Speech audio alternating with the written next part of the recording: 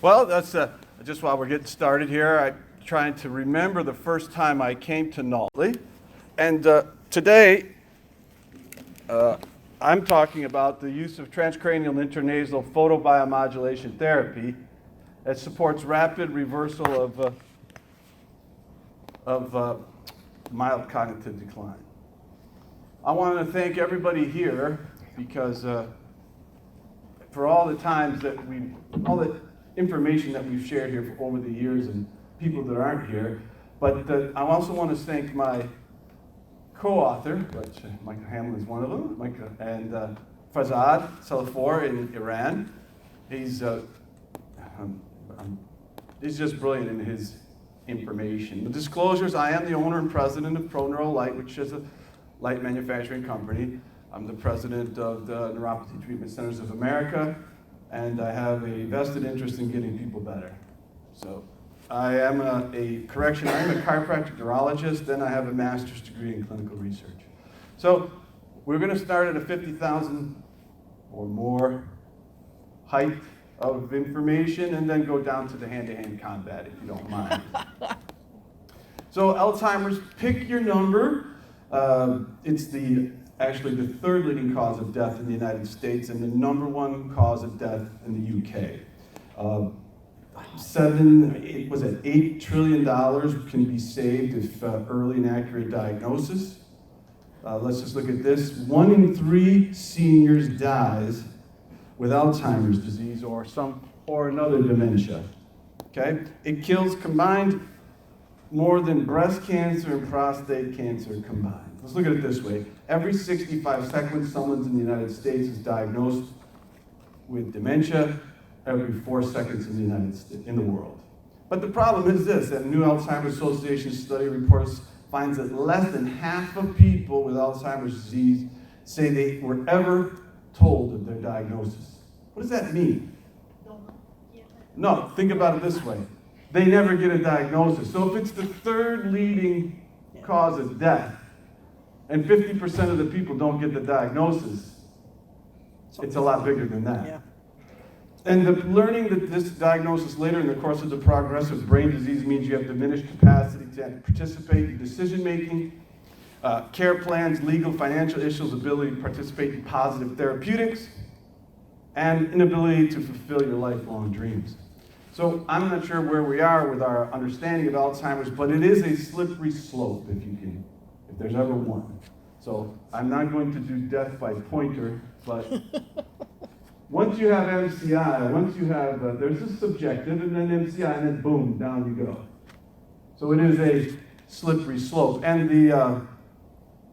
the conversion of MCI to Alzheimer's disease is about 10% a year.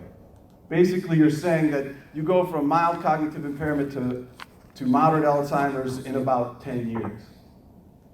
You can hover, but an effective non-pharmaceutical approach for improving outcomes in Alzheimer's and MCI patients could have a major socioeconomic impact. Socioeconomic. So only effective treatment or prevention can reduce healthcare costs by preventing millions of boomers from living an average of 10 years with dementia and tripling costs from 200 to 600 billion. It is a tsunami, as they say. In this case, it's a 64-year-old married Caucasian female with a history of Alzheimer's disease diagnosed by medical professionals in 2011 and confirmed by neuropsychological testing in 2013. She was currently taking a standard regime prescribed for dementia and various supplements. Her husband was an athletic trainer. She presented in January 27th with worsening cognitive decline. She has family history of dementia, sister diagnosed at 55 years of age, and a maternal aunt. So about the same time, they both got this. Initial exam, she stated that her main concern was to stop her memory loss and to improve her brain function. She stated that her brain was not functioning well, and the diagnosis of dementia and loss of memory scared her. She felt that her diagnosis was a death sentence. And this is how we took care of her: with brain, blood, and body. So I have a huge table at the end, but we used 810 and 635 with 31 milliwatts, and per centimeter squared, 75 milliwatts. But the procedure was a little bit different, and I hope I have my Violite numbers correct there, so you can check me on that. But we took a clinical approach that we have used. Background is I've been doing neuroregeneration for 10 years, presented research on my neuropathy and peripheral nerve regeneration here before. But basically, this case report describes a rapid improvement in working memory, cognitive performance, quality of life, and olfactory testing following our multimodal photoneuromodulation therapy. Transcranial, intracranial body. The case is unique in that it demonstrates rapid reversal of cognitive decline and its sequela in 28 days of home treatment. That was 25 minutes applied twice daily, every day. So, surprisingly, the changes in mental clarity were noticed almost immediately in our case. After the first 13 applications or 1 week with the light helmet only, the patient stated that things are better, I have a better attitude going forward. I noticed that my mind seems clearer. I know things now that I didn't know. So people who get better from Alzheimer's, dementia, or cognitive decline, it's kind of like a fog is lifting. So I think that's something important to remember. So we started her with the helmet, and then we applied the body pad, and then we applied the Violite, and it's just kind of a somewhat systemic portion. I'm not sure if you're aware, but studies confirm that sniff tests may be useful in diagnosing early Alzheimer's. And we used a Alberta Smell test. This is Dr. Green put together the Alberta Smell test. They asked participants to identify odors from scented felt tip markers. Yes, that's correct. Mr. Sketch scented markers. 8 different flavors, if you will, but they're more smells, are held under the patient's nose for 2 seconds, and they sniff it, and they have a little cheat sheet here, because of course they don't remember stuff. We tell them these are the colors, and so it is a very important process, because olfactory deficits and frontal temporal dementia are measured by the Alberta Smell test. So it has been done before. This is not a very common test, but there's been a lot of work with the TBIs and normals with Dr. Paul Green's work. And a normal person out of 20 attempts will hit 12 of these scents. Our pre-care patient had 0 olfaction, and it's actually 0 on the peanut butter test, which is a kind of a famous smell test. Post-care, surprisingly, she regained smell to a range of 2, which is the dementia cutoff in the other times that they use this type of test. We used a working memory questionnaire. It's a scale to assess everyday life problems related to deficits of working memory in brain-injured patients. I really like this one because it compares with a TBI group. So a TBI group will usually get a score of 35, and that's a disability. The higher the score, the greater the disability or complaint because of your memory. A control group will have about 18, so somewhat frustration in there with their mental clarity. Our client or patient pre-care was a 53, and after 28 days post-care, she went to a 10. So that was from a 41% to 8, which is a 33% subjective improvement in her working memory. She did have changes in storage, attention, and executive domain. So we also examined caregiver stress and instrumental activities of daily living, as well as activities of daily living, which are physical self-maintenance scales. Let's see if I got this right here. So take care of yourself, the caregiver.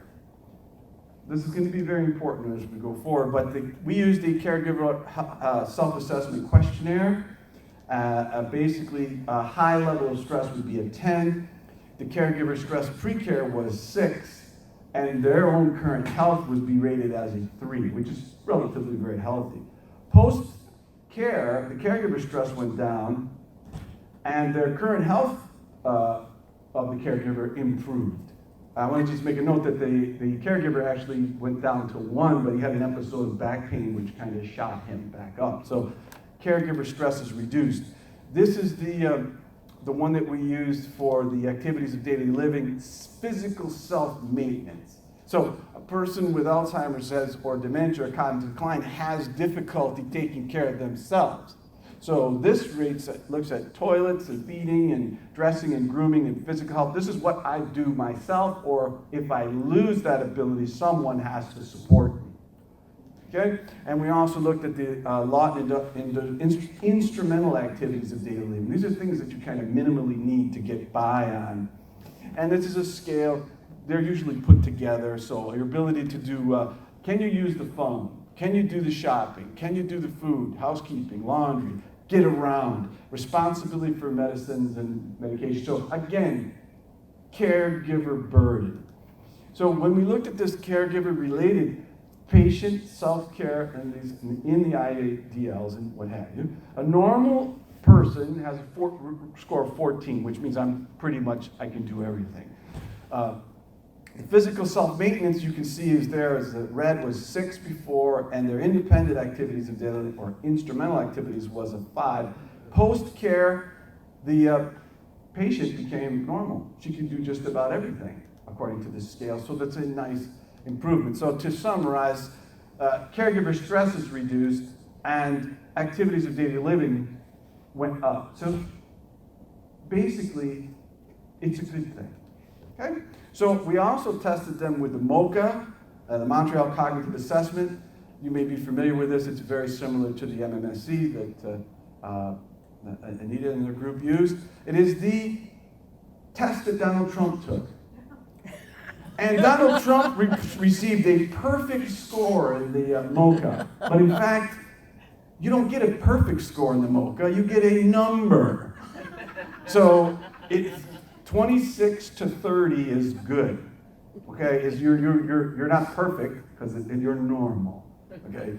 And then at 26 to about 17 is cognitive impairment, and then 16 or so below, 17 or below, and you have dementia.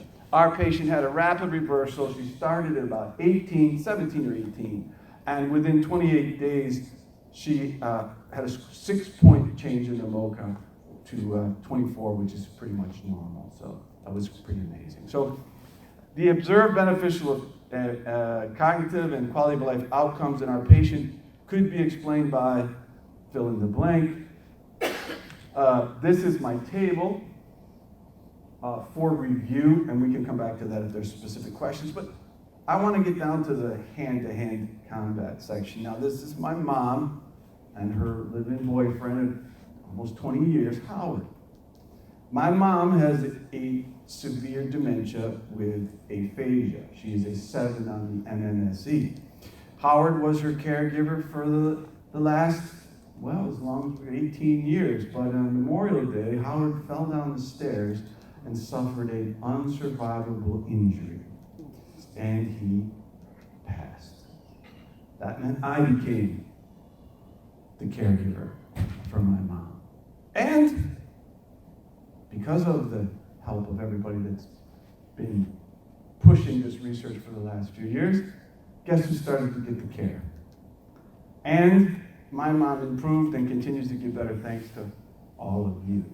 So I can just tell you that the caregiver stress is real. And before any of this happened, we already recognized that. So I don't really know where this thing points out, but I have to say thank you to all of you for your work.